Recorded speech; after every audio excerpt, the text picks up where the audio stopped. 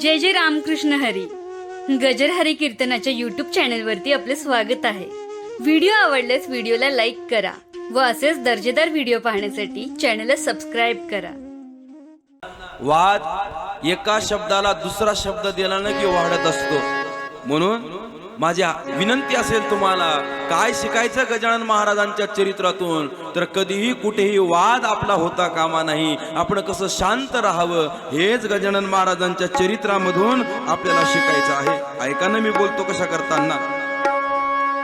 गजानन महाराज त्या मारुती रायाच्या मंदिरामध्ये येऊन बसलेले आहेत. तिथं काही पाटील मंडळी अशा प्रकारे त्या ठिकाणी आली आणि ती पाटील मंडळी त्यांना काहीच्या काही म्हणू लागली. सोबत भास्कर पाटील होते ना, सेवाधारी म्हणून गजानन महाराजांचे भक्त. भास्कर पाटलांनी हात जोडले गजानन महाराजांना. शेवटी महाराज तुम्ही एक काम करा, इथं राहूच नका, चला अकोलीला, मी तुमची व्यवस्था करतो. ही जी पाटील मंडळी आहे ना, यांना महाराज त्या ठिकाणी संपत्तीचा अहंकार झालेला आहे, शक्तीचा अहंकार झालेला आहे. शक्ती आणि लक्ष्मी आहे ना यांच्याकडे, म्हणून त्यांना अहंकार त्याचा झालेला आहे. तुम्ही इथं राहू नका, चला. गजानन महाराज म्हटले, अरे नको, बस बस, काही आपल्याला कुठे जाण्याची गरज नाही. ही जी पाटील मंडळी आहे ना, ही माझी भक्त मंडळीच आहे. फक्त काय आहे, यांना जराशी विनयतेची, यांना जराशी नम्रतेची कमतरता आहे. एकदा का यांच्याकडे नम्रता आली ना, की यांचंही जीवन तुझ्यासारखं सुखी समाधानी आणि संस्कारी झाल्याशिवाय राहणार नाही. आणि शेवटी यांच्याकडे पाटीलकी आहे. आणि ती पाटीलकी म्हणजे मी कालच बोललो, वाघाचं पांघरून असतं. त्यांना कडक स्वभावामध्येच गावामध्ये वागावं लागतं. त्यांना वाघासारखं वागावं लागतं, वाघासारखं. गाय होऊन फायदा नाही, गाय होऊन फायदा नाही. अरे तलवार आहे तलवार, ती तलवार मऊ असून फायदा नाही, ती तलवार टणकच असली पाहिजे. अग्नी आहे, तो अग्नी तप्त असला पाहिजे, थंड असून कामा नाही. म्हणून पाटीलकी यांच्याकडे असल्यामुळं यांचा असा रुबाब अशा प्रकारे त्यांचा आहे. जराशी नम्रतेची कमी आहे यांच्याकडे, नम्रतेची.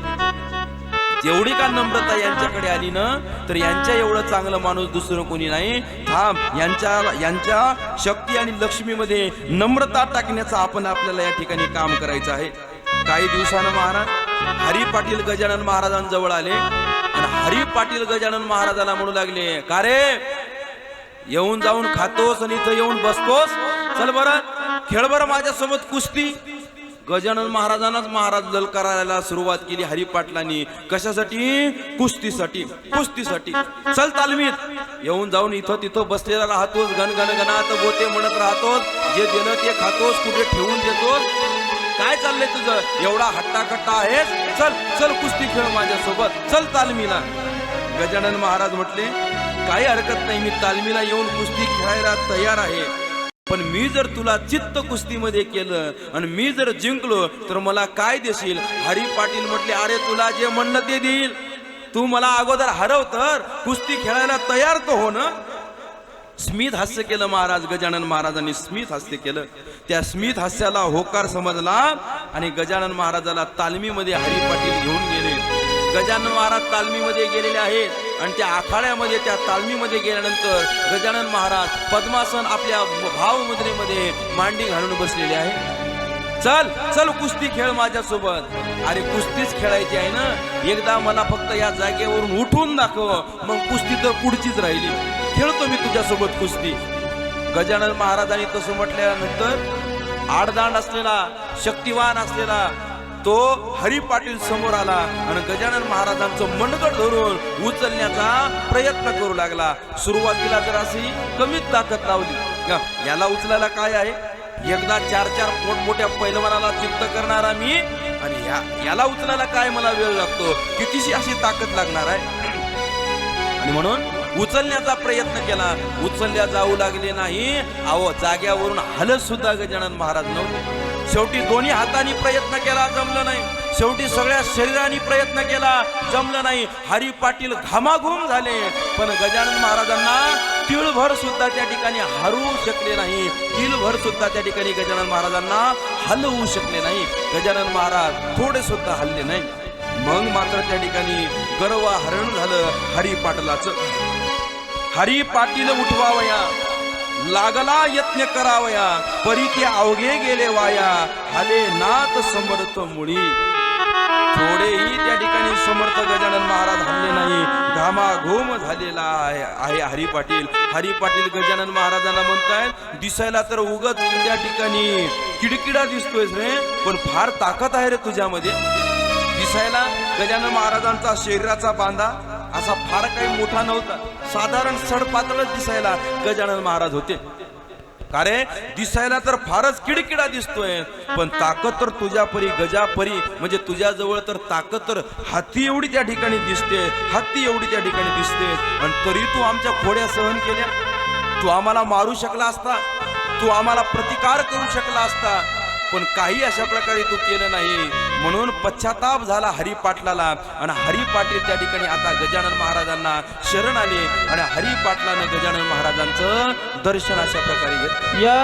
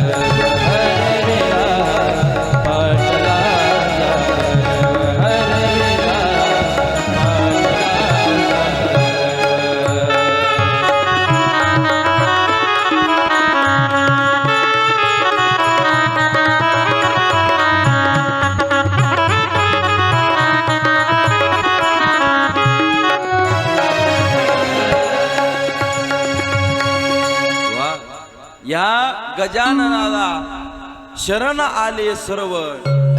म्हणून पाटलाचा गर्व अशा प्रकारे हरण करण्याचं काम आमच्या गजानन महाराजांनी केलेलं आहे. मी पहिल्या दिवशी सांगितलं संत स्वभाव जे खळांची व्यंकटी सांडो. खळांना संपवत नाही तर त्यांची जी व्यंकटी आहे, त्यांच्या अंतःकरणातले जे दुष्परिणाम विचार आहेत, त्या विचारांना संपवून सद्विचार पेरण्याचं काम संत त्यांच्या अंतःकरणामध्ये करत असतात. हरी पाटील शरण आले. काय करू महाराज तुमच्यासाठी सांगा.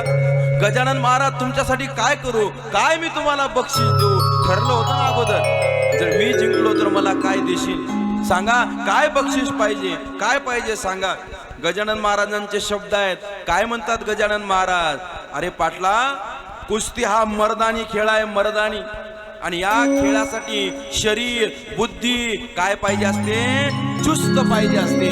शरीर कसं संपत्तीवान पाहिजे असते. आणि खरं सांगू का मी, आताच्या काळामध्ये खरी संपत्ती जर कोणती असेल ना महाराज, तरी शरीर संपत्तीच आहे. शरीर संपत्ती आहे.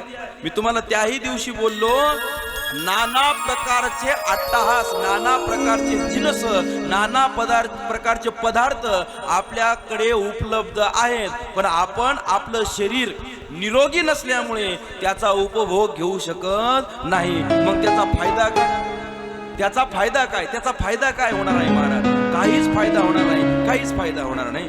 म्हणून सगळ्यात मोठी संपत्ती जर कोणती असेल तर ती म्हणजे शरीर संपत्ती आहे. मी म्हणत नाही, दास गणू महाराजांचं वाक्य आहे, पहिली संपत्ती शरीर, दुसरे ते घरदार, तिसरची या तो प्रकार आहे धनमानाचा.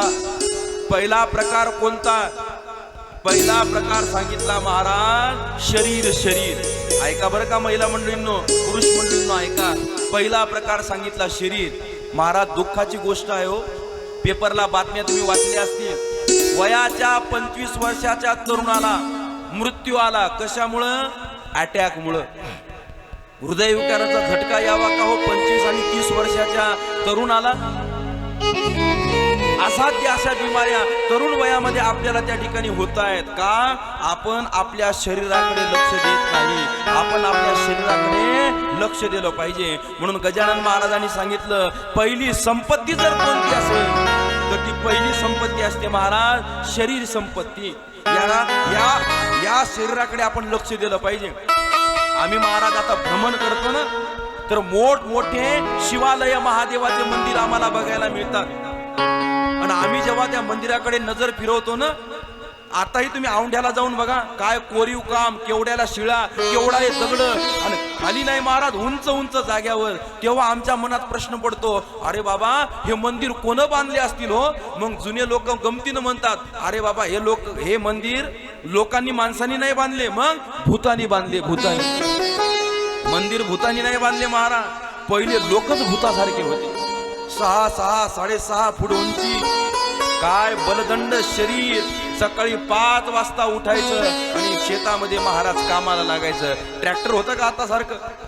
पेरणी यंत्र होतं का? थ्रेशर होतं? काहीच नाही महाराज. सगळे कामं स्वतः करायचे आणि हाताने अशा प्रकारे करायचं. विचारा या महिला मंडळींना, आता सगळा बटनवर जमाना आलेला आहे. बटन दाबलं की पीठ काय होतं? दळून आणल्या जातं. गहू दळून आणल्या जातात. बटन दाबलं की महाराज ओव्हन मध्ये एखादी कुरडी पापडी टाकली की त्या ठिकाणी तापून निघते. बटन दाबलं की त्या ठिकाणी शेवळ्या निघतात. बटन दाबलं की पापड तयार होतात. तो काळ होता का महाराज? नाही. कितीतरी किलो रोज गहू त्या ठिकाणी दळायचे. कशावर? जात्यावर दळायचे. काय ताकद असेल हो यांची, काय ताकद असेल. म्हणून कामाकडे शरीराकडे लक्ष द्या, शरीराकडे लक्ष द्या. योग करा, साधना करा, व्यायाम करा, नामस्मरण करा. ह्या सगळ्या साधना या ठिकाणी फार महत्वाच्या आहेत महाराज, फार महत्वाच्या आहेत. म्हणून ऐका ना, मी बोलतो कसं करताना, ह्या सगळ्यात पहिली संपत्ती जर कोणती असेल तर ही शरीर संपत्ती, ही पहिली संपत्ती आहे. दुसरी संपत्ती सांगितली घरदार. घरदार म्हणजे मोठा बंगला नाही. घर म्हणजे आपला दिसतं हे वाडा नाही. घर म्हणजे ही दिसती बिल्डिंग. याला गजानन महाराज घरदार ही संपत्ती म्हणत नाही. घरदार म्हणजे काय? तर घरदार म्हणजे त्या घरात राहणारे माणसं. ती आहे महाराज आपली संपत्ती, ती आहे आपली संपत्ती. घर कसं असतं महाराज? मी त्या दिवशी तुम्हाला बोललो, घराला घरपण केव्हा येतं? घर असावे घरासारखे, नको तो नुसत्या भिंती, त्यात असावा प्रेम जिव्हाळा, नको तो नुसत्या नाती. अरे नाती तर खंडीभर झालेली आहेत रे, पण या नात्यामध्ये प्रेम किती आहे याला महत्व आहे, याला महत्व आहे. प्रेम उरलं नाही महाराज आता नात्यामध्ये, प्रेम उरलं नाही. दुःख वाटतं. अरे घर तयार करत असताना करोडो लाखो वाळूच्या कणांना एकत्रित यावं लागतं. एक भिंत तयार करण्यासाठी हजारो विटी एकत्रित यावं लागतं. एक खोली तयार करण्यासाठी 4 भिंतींना एकत्रित यावं लागतं. एक घर तयार करण्यासाठी 4 खोल्यांना एकत्रित यावं लागतं. अरे एक घर तयार होण्यासाठी निर्जीव वस्तू एकत्रित येतात रे, पण त्या घरात राहणारे सजीव मन मात्र एकत्रित यायला तयार नाहीत. याचं मात्र दुःख आमच्या अंतःकरणाला आणि संतांच्या मनाला या ठिकाणी आहे. नुसतं फार मोठा बंगला असून चालत नाही, फार मोठा वाडा असून चालत नाही. तुमच्या रूम मध्ये खोल्या किती आहेत याला खरी किंमत नाही. तर त्या घरामध्ये राहणाऱ्या एकमेकावर त्या व्यक्तीचं प्रेम किती आहे याला किंमत आहे, याला किंमत आहे. कितीही मिष्टान्न ताटामध्ये वाढा आणि घर प्रमुख जर त्या ठिकाणी कुटुंब प्रमुख ताटावर जेवायला बसला की तिकडून आईनं म्हणावं, अरे बाळू तुझ्या बायकोला काही सांग रे, आणि बायकोनं म्हणावं, हो तुमच्या आईला काही सांगा ना. महाराज कितीही मिष्टान्न ताटामध्ये असू द्या, घशाखाली उतरत नाही हो, घशाखाली उतरत नाही. चटणी भाकर असू द्या, ती पण शिळी चटणी भाकर. मुलाच्या बाजूला मथारीनं बसावं आणि धावपळ करून वाढण्याचं काम पत्नीनं करावं. मुलाला वाढता वाढता आईला म्हणावं, आई तुम्हालाही जेवायला वाढू का? तुमच्या सोबत यांचंही त्या ठिकाणी चतकोर भाकर जास्त जाईल. नाही पोरी, अगोदर याला जेव दे, याचं पोट भरलं म्हणजे माझं पोट भरलं. अहो असू द्या ना चटणी भाकर ताटामध्ये, पण हे प्रेम जर असलं ना मनामध्ये तर शिळ्या भाकरीनं चटणीनं सुद्धा महाराज आपलं जीवन आनंदी झाल्याशिवाय राहणार नाही. म्हणून दुसरी संपत्ती गजानन महाराजांनी सांगितली घरदार. घरदार म्हणजे सिमेंट कॉन्क्रीटचा बंगला नाही, तर घरदार म्हणजे त्या घरात असणारे नाते, त्या घरात असणारे नाते. पण महाराज आज प्रश्न पडलाय, वैर्याची गरज आपल्याला दुसऱ्या देशाची नाही, वैरी दुश्मन म्हणून आपल्याला पाकिस्तान चीनची गरज नाही, वैरी म्हणून आपल्याला दुसऱ्या गावातल्याची गरज नाही, वैरी म्हणून आपल्याला आपल्या शेजाऱ्याची गरज नाही. आपल्याच घरात आपले वैरी तयार झाले हो. लाज वाटावी आपल्याला. आपल्या मराठी भाषेमध्ये एक पिक्चर होता धनंजय महाराज, त्या पिक्चरचं नाव होतं सख्खा भाऊ पक्का वैरी. लाज वाटावी नाही का या महाराष्ट्राच्या मातीमध्ये ज्या संतांचं साहित्य निर्माण झालं तिथं अशा नावाचे पिक्चर निघावे, सख्खा भाऊ पक्का वैरी. आणि खोटं नाही हो, आमच्या गुरुवर्यांचं वाक्य सांगतो तुम्हाला. गुरुवर्य श्री हरिभक्तपरायण रामराव महाराज ढोक यांच्या रामकथेतलं एक वाक्य आहे. ढोक महाराज सांगतात काय, अरे ज्याच्या सोबत रक्तांचा संबंध नसताना सुद्धा धाब्यावर लाखो रुपयाचा चुराडा चाललाय, आणि रक्ताचा संबंध असणारा सख्खा भाऊ त्या सख्या भावाच्या घशावर ईदभर बांधासाठी कुऱ्हाडी चालले आहेत. तेव्हा प्रश्न पडतोय कुठं गेलं रामायण, तेव्हा प्रश्न पडतो कुठं गेलं भागवत, तेव्हा प्रश्न पडतो कुठं गेलं संत चरित्र. घरदार म्हणजे काय, घरदार म्हणजे काय. ऐका ना मी बोलतो कशा करताना. दुसऱ्या वैर्याची गरजच राहिली नाही हो आपल्याला. आपलेच आपलेच. आमच्या गावात एक गाडी आहे, एक गाडी मोटरसायकल बरं का. त्या मोटरसायकलच्या मागे एक वाक्य लिहिलेलं आहे आशिष महाराज, तुम्हाला पटेल त्या वाक्य. ते वाक्य काय आहे माहित आहे का, त्या मोटरसायकलच्या मागे लिहिलेलं आहे म्हणून सांगतोय, त्यात घाबरण्याची काही गोष्ट नाही. त्या मोटरसायकलच्या मागच्या मडगरवर त्या काळ्या पाटीवर एक वाक्य लिहिलेलं आहे, आपलेच गद्दार. आपलेच गद्दार. दुसऱ्याची गरजच राहिली नाही महाराज आपल्याला. म्हणून दुसरी श्रीमंती म्हणजे घरदार म्हणजे काय, पण आपली श्रीमंती आपल्याच मुळावर उठली आहे, त्याला आपण करावं तरी काय. हे फक्त आपण वाचतो आणि सोडून देतो म्हणून. ऐका बरं का, एक हिंदीमध्ये म्हण आहे, आपोआप तुम्हाला कळेल. त्याचा अर्थ जरासा तपासण्याचा प्रयत्न करा. किसी भी पेड़ के कटने का किस्सा ना होता. ऐका बरं का, किसी भी पेड़ के कटने का किस्सा ना होता अगर कुल्हाड़ी के पीछे लकड़ी का हिस्सा ना होता. अरे मोठ्या मोठ्या झाडाला तोडण्याची ताकद एकट्या लोखंडामध्ये नसते रे, त्याचाच कोणत्या तरी एक जात भाई दांडा म्हणून ते लाकूड त्या लोखंडाला मदत करतं, म्हणून मोठमोठे झाडं पडण्याचं काम करतं. इथं आपलेच वैरी झालेले आहेत. काय शिकवतं आपल्याला गजानन महाराजांचं चरित्र, काय शिकवण आहे गजानन महाराजांची हरिपाटलाला सांगत असताना. अरे पहिली संपत्ती आहे शरीर संपत्ती, दुसरी संपत्ती आहे घरदार म्हणजे आपलं कुटुंब, आपले नातेवाईक, आपली भावकी, आपले सगळे सोयरे. ही पण महाराज काय आहे, आपली संपत्तीच आहे. पण माना याला संपत्ती माना, याला संपत्ती माना. तेव्हा याला तर संपत्ती मानायलाच आपण तयार नाही. आणि मग सांगितलं तिसरीचे या तो प्रकार आहे धनाचा. कमवानं संपत्ती कमवू नका अशा आमच्या साधू संतांनी कधीच सांगितलं नाही. पण संपत्ती कशी कमवायची धनंजय महाराज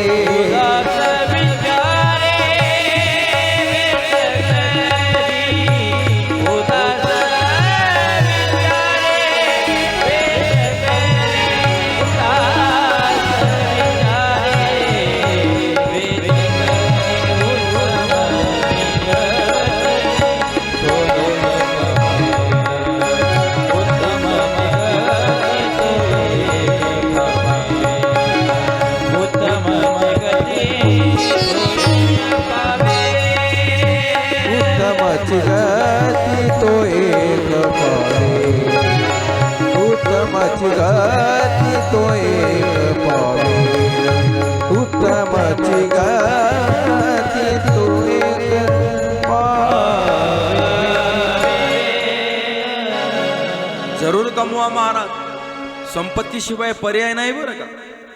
पैशाला महत्व आहे, पण ती संपत्ती कमवत असताना जोडून या धन उत्तम व्यवहारे उदास विचारे वेच करी. चांगल्या मार्गातून संपत्ती कमवा, तुम्हालाही महाराज त्या संपत्तीनं समाधान अशा प्रकारे प्राप्त होईल. आणि वाम मार्गात ती संपत्ती खर्च केल्यापेक्षा सत्कर्मामध्ये खर्च करण्याचा प्रयत्न करा. एका एका ओवीवर महाराज एक एक तास बोलावं, असं गोड चिंतन, असं गोड चरित्र गजानन महाराजांच्या चरित्राचं आहे. काय बक्षीस देशील मला? हरिपाटलांना सांगितलं, सांगा ना गजानन महाराज काय पाहिजे. स्वतःसाठी गजानन महाराजांना काहीच मागितलं नाही, कधीच मागितलं नाही. आणि त्यांना संत म्हणतात. गजानन महाराजांनी हरिपाटलाकडे मागितलं काय? एकच कर, या पंचक्रोशीतील या शेगावामधील जे मुलं आहेत ना, या मुलांना सशक्त करण्याचं काम कर. त्यांची ताकद वाढव, त्यांना सकस आहार दे, त्यांची तालीम घे, त्यांची तालीम घे. म्हणून आजही महाराज समोर बसलेल्या पालकांना आणि भविष्यात या ऑनलाईन युट्यूबच्या माध्यमातून कथा ऐकणाऱ्या पालकांना माझी हात जोडून विनंती असेल, आपल्या मुलाला जरासं खेळण्यासाठी प्रवृत्त करा. तुम्ही म्हणसाल महाराज आमचे पोरं का खेळ खेळत नाहीत का? खेळ खेळतात, पण कोणते? PUBG, free fire, rummy, dream 11 हे खेळ महाराज चालू झालेले आहेत. या खेळानं व्यायाम होतो, पण फक्त बोटाचा होतो, बोटाचा. सगळा सत्यानाश चाललाय महाराज. ऐका बरं का, या गोष्टीचा वापर झाला पाहिजे, पण अतिरेक होता कामा नाही. या मोबाईलचा आणि याचा एवढा अतिरेक झालेला आहे महाराज. कधीतरी एक तास पहिले लेकरांना घरून बाहेरून घरामध्ये बोलवायला आई परेशान होत होती, आणि आता आई घरातल्या लेकराला बाहेर काढायसाठी परेशान आहे. अरे जा रे जरासं, 1-2 तास जाऊन खेळ जरासं. म्हणून त्यांना बाहेरचे खेळ खेळू द्या. त्यांचं शरीर त्या ठिकाणी महाराज सशक्त अशा प्रकारे होऊ द्या, शरीराचं त्या ठिकाणी हालचाल होऊ द्या. अशा प्रकारे त्या ठिकाणी जी जुनी रूढी परंपरा आलेली आहे, त्या सगळे खेळ त्या ठिकाणी आपण अशा प्रकारे खेळले अशा प्रकारे पाहिजे. असो, मी बोलतो कसा करताना गजानन महाराजांनी मागणी केली, बक्षीस मागून घेतलं, पण स्वतःसाठी नाही, तर त्या पंचक्रोशीतील मुलांसाठी. सगळ्या मुलांना काय कर? सशक्त अशा प्रकारे कर. गजानन महाराज आता तिथंच मंदिरावर राहू लागले, पण त्या दिवसापासून या 6 भावापैकी आता गजानन महाराजांचा साक्षात्कार हरिपाटलाला आल्यामुळे आदरयुक्त भीती हरिपाटलाच्या अंतःकरणामध्ये गजानन महाराजांविषयी झाली होती. आणि इतर भाऊ हे पाहू लागले आणि हरिपाटलाला म्हणू लागले, का रे या जोगड्याला भियायला तुला काय झालं? या नागड्याला भियायला तुला काय झालं? कशाला याला घाबरतोस? काय कारण याला घाबरण्याचं? अरे इतकुसं नाही, सगळ्यांनी मिळून जर हवा फुकली तर उडून जायचं नाही रे, असं त्या ठिकाणी काही बोलू नका. हा फार मोठा महात्मा आहे. कोण म्हणतं? हरी पाटील. आपल्या दुसऱ्या 5-4 भावांना समजून सांगण्याचं काम करतोय. महात्मा आहे हो, योगी आहे हो, समर्थ आहे हो, साक्षात्कारी आहे हो, मग याला मारल्यावर काहीच होत नसेल? अरे तसं काही नाही म्हणा. माझा म्हणण्याचा अर्थ, उसाची मोळी होती महाराज तिथं आलेली, उसाची मोळी. त्या पाटील मंडळीने, त्या दोघा चौघांनी, तिथल्या मंडळींनी एक उसाचा फोक हातामध्ये घेतला. हा जर योगी असेल, हा जर समर्थ असेल, तर मग याला मारल्यावर लागणार नाही, याला मारल्यावर याच्या अंगावर ओळ उमटणार नाही. आता महाराज खऱ्याचं खरं, खोट्याचं खोटं होईल. अभी दूध का दूध और पानी का पानी हो जाएगा, चलो मारो. महाराज भास्कर पाटलाने हात जोडले. अहो योगी जाऊ द्या, समर्थ जाऊ द्या, पण एक साधारण व्यक्तिमत्व म्हणून तुम्ही मोठे माणसं आहात, अशा साधारण व्यक्तिमत्वाला मारणं तुम्हाला शोभत नाही, असं म्हणून सोडून द्या, असं म्हणून सोडून द्या. कोणीतरी भोळं म्हणून, कोणीतरी वेडं म्हणून सोडून द्या, पण आमच्या महाराजांना मारू नका हो, आमच्या महाराजांना मारू नका. शांत बसलेत गजानन महाराज, काही प्रतिकार करत नाहीत, काही हालचाल करत नाहीत. अरे नाही नाही, कळालं पाहिजे ना, हा आमचा भाऊ म्हणतो हा योगी आहे, हा साक्षात्कारी आहे, हा चमत्कारी आहे, कळालं पाहिजे ना. मग आपल्याला ते मारल्याशिवाय कसं कळेल? मारल्याशिवाय कसे कळेल? त्याच मुद्रेमध्ये गणगण गणात बोते म्हणत गजानन महाराज बसलेले होते. महाराज गोल रिंगणच केलं त्या पाटलांनी हातामध्ये एक एक ऊस घेऊन. विनंती करतात, भास्कर पाटील मारू नका हो, मारू नका. हरी पाटलाचंही तिथं काही चाललं नाही का? बहुमत त्यांचं होतं ना, त्या वर्गाचं बहुमत होतं. ऊसाचा एक एक प्रहार गजानन महाराजांच्या शरीरावर मारण्याला सुरुवात अशा प्रकारे केली. काही वेळ मारून मारून त्यांचे हात दुखू लागले, पाटील थकून गेले, घामाघूम झाले. पण चमत्कार असा झाला, गजानन महाराजांना त्याचा त्रासही झाला नाही आणि गजानन महाराजांच्या शरीरावर कोणत्या प्रकारचा ओळही उमटला नाही. समर्थ सद्गुरु श्री गजानन महाराज की जय. चमत्कारच आहे महाराज. शरीराला एवढ्या जोऱ्यात माळाला एक बारीक चिमटा घेतला तर लाल खून आपल्या शरीरावर निर्माण होते, त्याची खून उमटते.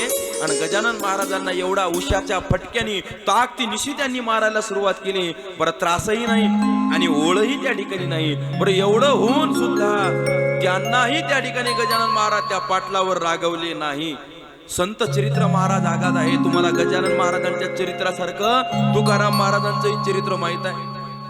आवली मातेची दादा त्यांच्या भावानं दिलेली एक आवडती म्हैस होती. म्हैस होती. म्हशीला त्या ठिकाणी फार प्रेम करायची आमची आवली माता. आणि एक दिवस महाराज भगवंताच्या मंदिराला प्रदक्षिणा करत असताना त्याच बाजूला मंबाजी बुवाच्या आश्रमाचा मळा होता. जे मठ दिलं होतं मंबाजी बुवाला, ती जमीन त्यांच्या ताब्यामध्ये होती. काही त्या ठिकाणी बगीचा फुलझाड अशा प्रकारे लावल्यामुळे तिथे हौदोस होऊ नये जनावराचा कोणाचा म्हणून कुपाटी अशा प्रकारे लावली. आणि तिथं प्रदक्षिणा मारता येत नाही म्हणून थोडासा रस्ता करण्यासाठी एक कुपाटी उपटली बाबा आमच्या तुकाराम महाराजांनी. मारली प्रदक्षिणा, पण ती उपटलेली कुपाटी कळालच नाही पुन्हा लावायची. तुकाराम महाराजाची म्हैस तिथून गेली आणि त्या सगळ्या बगीचाचा धिंगाणा अशा प्रकारे करून टाकला. कळालं मंबाजी बुवाला, राग आला. कोणाची म्हैस होती ती? तुकाराम बुवाची होती बाबा. हा ना बोलवून त्याला. तुकाराम महाराजांना बोलवलं. जो काट्याचा फास जगद्गुरु तुकाराम महाराजांना काढला होता ना, तोच काट्याचा फास जगद्गुरु तुकाराम महाराजांना मारण्यासाठी मंबाजी बुवानं हातात घेतला. थकेपर्यंत, अंगामध्ये काटे टोचेपर्यंत मारण्याचं काम तुकाराम महाराजांना केलं. पण तुकाराम महाराज पांडुरंग पांडुरंग पांडुरंग, कोणत्याही प्रकारचा विरोध नाही, कोणत्याही प्रकारचा महाराज त्या ठिकाणी राग नाही, वाद नाही. घरी गेले. आवली माता हाय गोकुल ओरडू लागली मुंबाजी बुवाच्या नावानं. आता ते शब्द मी इथं नाही सांगू शकत. अंगात काटे टोचून राहिले होते महाराज. तिला ते काटे काढायचं काम पडू लागलं. काटा काढला की फळकन शरीरातून रक्त निघायचं. काय अवस्था झाली असेल हो आमच्या तुकाराम महाराजांच्या शरीराची. पण नाही ना, कोणत्याच प्रकारची आसक्ती शरीरावर, संसारावर, कशावर उरली नव्हती. रात्रीच्या ठरल्याप्रमाणे कीर्तनाची वेळ झाली आणि कीर्तनाला तुकाराम महाराज गेल्यावर पाहतात तर काय, अरे आज मंबाजी बुवा आले नाही. कोणतरी तिथं समोर बसलो होतं. जा रे मंबाजी बुवाला बोलून आणा, ते असल्याशिवाय मला कीर्तन करू वाटत नाही. गेला कोणतरी एक व्यक्ती धावत आणि मग धावत आला. महाराजांची तब्येत बरोबर नाही म्हणतात. असं तब्येत बरोबर नाही, मग मला गेलं पाहिजे त्यांच्याजवळ. तुकाराम महाराज गेले. कोणाजवळ? दुपारी काट्याच्या फासाने ज्यांनी मारलं त्याच्याजवळ. मंबाजी बुवा झोपून होते. त्यांच्या पाय थडी जाग्यावर जाऊन मंबाजी बुवानं त्या ठिकाणी महाराज त्यांचे हात पाय चेपण्याची विनंती केली. मंबाजी बुवा, किती शरीर माझं दणकट नाही का? तुम्ही मला मारलं तर तुमच्या मला मारण्यानं तुमचे हात पाय दुखत असतील नाही का? तुमचे हात पाय चेपून देऊ का? याला म्हणायचं महाराज संत. अरे कथेच्या मंडपात, कीर्तनाच्या मंडपात आपण बसलेलो असावं आणि मागचा माणूस पुढचा माणूस मागं जाताना चुकून त्याच्या पायाचा धक्का आपल्या टोंगळ्याला, आपल्या मांडीला लागावा. त्यानं चाकूचा प्रहार केल्यासारखा आपण रागानं पाहतो महाराज त्याच्याकडे. दिसत नाही का? डोळे फुटले का? बसलेला एवढा मोठा माणूस तुला दिसत नाही का? पायाचा धक्का लावतो. अरे संतांचा स्वभाव कुठे आणि आपला स्वभाव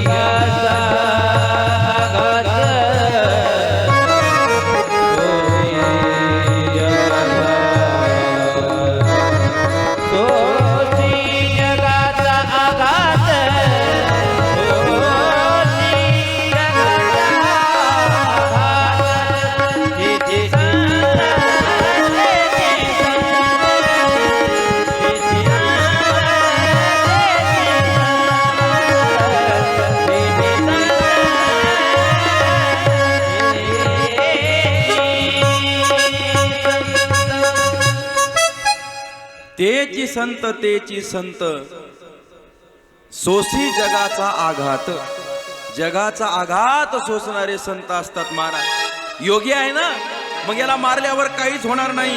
शांत आहेत गजानन महाराज. मारुती पाटील म्हणतात अरे भिला वाटते, भिला वाटते, भिला वाटते. हा आता काहीच बोलत नाही. गणपती पाटील म्हणतात नाही नाही, मौन आहे ना, म्हणजे याची संपत्ती त्याची, याची याला मारण्यासाठी संमती आहे, याचा होकार आहे. हा मौन बसलेला आहे. मारा याला. मारायला सुरुवात अशा प्रकारे त्या ठिकाणी करण्यात आलेली आहे. ते दोघा तिघा मानवले ऊस करी घेतले, समर्थासी मारण्या भले आले चढून अंगावर. सगळी मंडळी धावाधाव करू लागली. भास्कर पाटील विनंती करू लागले. त्या ठिकाणी गजानन महाराजांना मारलं खरं, पण चमत्कार असा झालेला आहे, कोणत्याही प्रकारचा त्रास गजानन महाराजांना झाला नाही. का गजानन महाराजांच्या शरीरावर ओळ अशा प्रकारे त्या ठिकाणी आलेले नाहीत. ओळ अशा प्रकारे आलेले नाही. थकले महाराज, थकले. गजानन महाराज म्हणले अरे थकलात का, काही देऊ का पियायला, तहान लागली असेल नाही का. ऊसाची मोळी पडलेली ती महाराज, ती ऊसाची मोळी. आमच्या गजानन महाराजांनी ती ऊसाची मोळी उचलली आणि हातात धरून अशी पिळली की त्या ऊसातून रसाची धारच लागली महाराज. काय ताकद असेल सांगा बरं त्यांच्या अंगामध्ये. ऊसाच्या मोळीतून रस काढण्याची ताकद ज्यांच्या बाहूमध्ये असेल, ज्यांच्या हातामध्ये असेल, ते पाटलाच्या या 4-5 मुलांचा विरोध करू शकत नव्हते का. त्यांच्यासोबत त्या ठिकाणी प्रतिकार करू शकत नव्हते का. करू शकत होते महाराज. पण का ते सुद्धा महाराज संतच आहेत. आणि संतांचा स्वभाव म्हणजे तुका म्हणे खळ करू समयी निर्मळ. खळांना सुद्धा निर्मळ करण्याचं चरित्र जर कोणाचं असेल तर ते म्हणजे संतांचं आहे. आता नुसते हरी पाटीलच नाही, आता कृष्णाजी पाटील, गणपती पाटील, खंडू पाटील, सगळेच्या सगळे महाराज काय झालेले आहेत, शरण अशा प्रकारे आलेले आहेत. शरण अशा प्रकारे आलेले आहेत. काय म्हणतायत गजानन महाराज, अरे पौष्टिक पदार्थ शक्ती येते, परिण ऐसी कायम टिकते, सशक्त आपल्या राष्ट्राचे करणे असल्या योग शिका.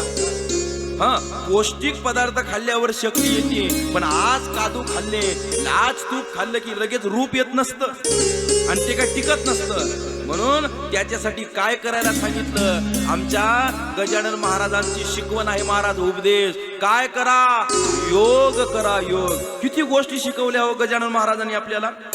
जेवावं कसं, खावं कसं, पाणी कसं पियावं, वाढावं कसं, बोलावं कसं, कसा संवाद करावा, सगळ्या गोष्टी महाराज गजानन महाराज आपल्याला शिकवत आहेत.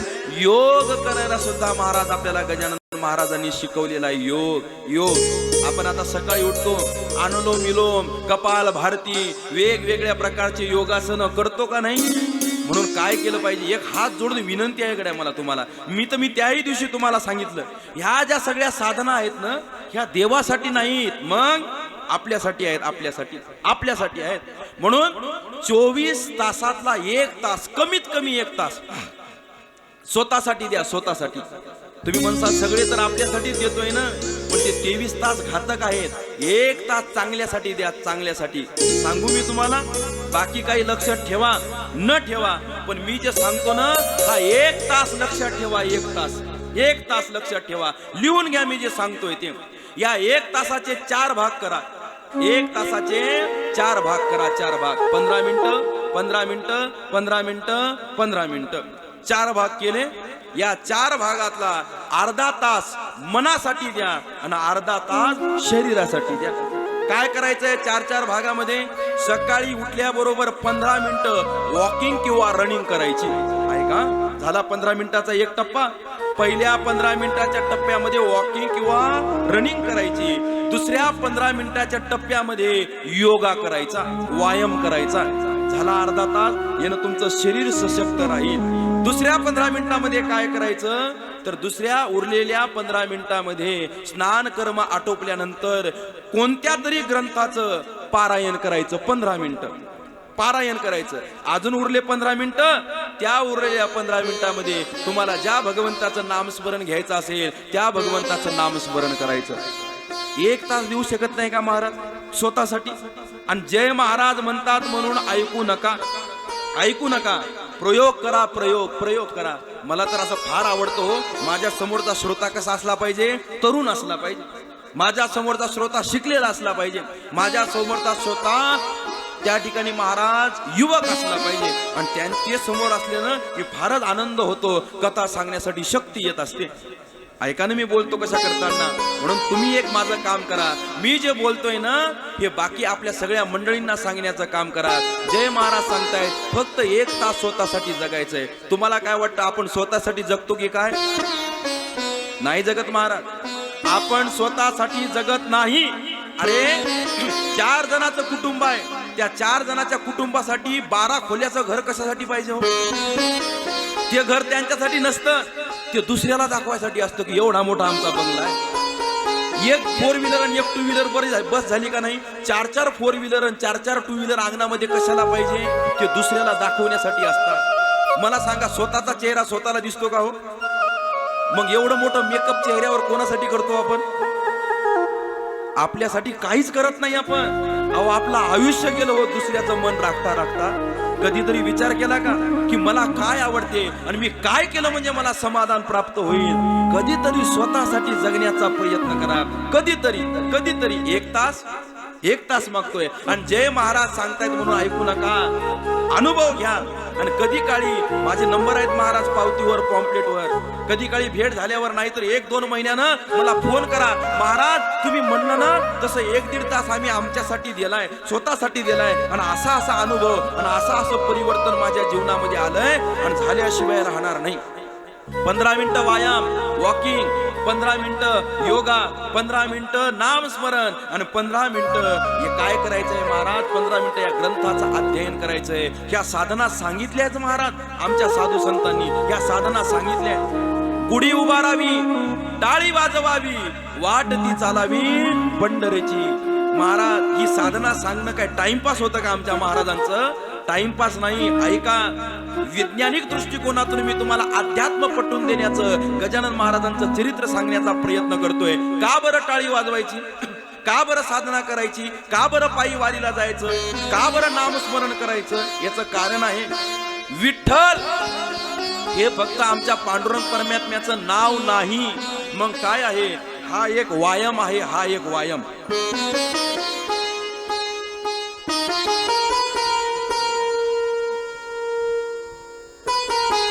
विठ्ठल हे फक्त भगवंताचं नामस्मरण नाही तर विठ्ठल हा एक व्यायाम आहे आपल्या हृदयाचा. एका सेकंदात मी तुम्हाला पटवून दाखवतो. आपण जर जोड्यानं विठ्ठल म्हणलं ना विठ्ठल तर त्या ठचा दबाव आपल्या हृदयावर पडतो. हृदयावर हे हृदय काय कार्य करतं महाराज? संकुचन अंकुचन पावतं ना, पंपिंग करतं. सगळ्या शरीराला रक्त पुरवठा करण्याचं काम करतं आपलं हे हृदय. आज शेकडा जगामध्ये 60% लोक हृदय विकाराच्या झटक्याने मरतायत. मरेपर्यंत आपल्याला अटॅकची बिमारी होऊ नये असं ज्याला वाटत असेल, high blood pressure, low blood pressure होऊ नये असं ज्याला वाटत असेल, मी सांगतो ते 15 मिनिटाचा व्यायाम करा. काय करा? विठ्ठल विठ्ठल नाम स्मरण करा. जर तुम्ही जोरजोराने विठ्ठल म्हणसाल ना तर तुमच्या हृदयाचा व्यायाम होईल महाराज. हृदयाचा तुमचं शरीर चांगलं सशक्त, तुमचं हृदय चांगलं सशक्त राहील. हातानं टाळी वाजवा, हातानं टाळी. का बरं हातानं टाळी वाजवली पाहिजे? ऐका ना, एक मेडिकल लँग्वेज मध्ये मन आहे precaution is better than cure. मन काय आहे ती? Precaution is better than cure. रोग झाल्यावर उपचार केल्यापेक्षा अगोदरच प्रतिबंध केलेला बरा. म्हणजे रोग होऊ द्यायचा नाही, बिमारी होऊ द्यायची नाही. मग कोणाला डोकं दुखतं, कोणाचं काही होतं. ऐका, तुम्ही काय करा, आमचे रामदेव बाबा सांगतात योगशास्त्रामध्ये ज्याला मायग्रेनचा त्रास आहे ना, ज्याचं डोकं दुखत असेल ना, त्यानं इथला पॉइंट प्रेस करायचा. ज्याला मायग्रेनचा त्रास आहे त्याला, ज्याला पोटाचा त्रास आहे त्यानं इथला पॉइंट, म्हणजे आपल्या सगळ्या अवयवाचे पॉइंट आपल्या तळव्यामध्ये आहेत, तळव्यामध्ये. मग मी म्हणतो डोकं दुखण्याची वाटच कशाला पाहायची? अगोदरच ते पॉइंट प्रेस करायचे आणि ते सगळे पॉइंट एकदाच प्रेस झाले पाहिजे. अशी एक थेरपी आहे. त्या थेरपीचं नाव आहे क्लॅपिंग थेरपी. हे मेडिकल मधलं सांगतोय बरं मी तुम्हाला. तुम्ही एखाद्या डॉक्टरला ना विचारून बघा. क्लॅपिंग म्हणजे टाळी वाजवणे. आणि आता आम्हाला डॉक्टर कडून कळालं या 5-50 वर्ष अगोदर, पण हजारो वर्ष अगोदर आम्हाला आमच्या साधू संतांनी या सगळ्या साधना सांगून ठेवल्या. काय केलं पाहिजे? टाळी वाजवली पाहिजे. टाळी वाजवली अशा प्रकारे टाळी वाजवली पाहिजे, जेणेकरून सगळेच्या सगळे पॉइंट काय होतील, आपोआप प्रेस होतील. आम्ही आता कीर्तनात कथेत म्हणतो वाजवा टाळी, की बायाचा टाळी वाजवणं चालू होते, विठ्ठल विठ्ठल. बोट फुटल ना एवढ्या जोरात वाजवल्यावर. टाळी वाजवायची पण कशी, आघात झाला पाहिजे महाराज, आघात. टाळी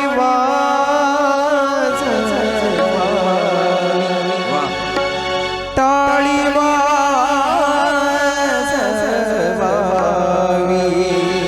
गुढी उभारावी, वाटही चालावी पंढरीची, पंढरीची वाटही चालावी पंढरीची, पंढरी वाटही चालावी पंढरीची.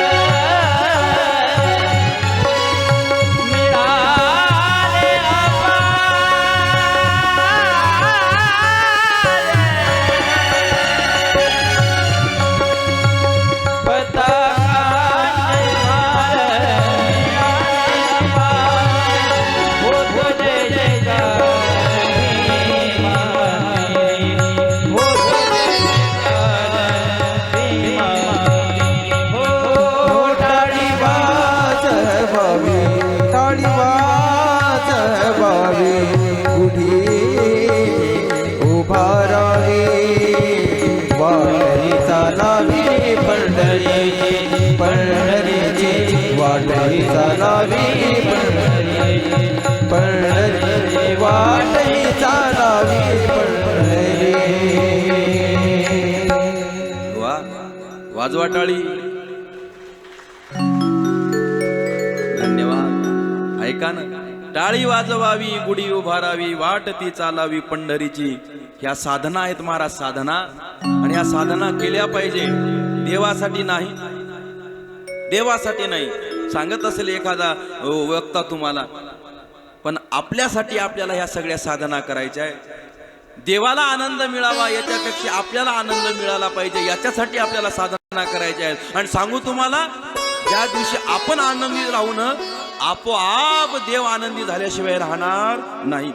त्याच्यासाठी दुसरं वेगळं काही करण्याची गरज नाही, काही करण्याची गरज नाही. म्हणून काय केलं पाहिजे, या सगळ्या साधना केल्या पाहिजे, योग अशा प्रकारे केला पाहिजे, योग. म्हणून 15 मिनिटं नामस्मरण, 15 मिनिटं ग्रंथ अध्ययन, 15 मिनिटं वॉकिंग आणि 15 मिनिटं योग.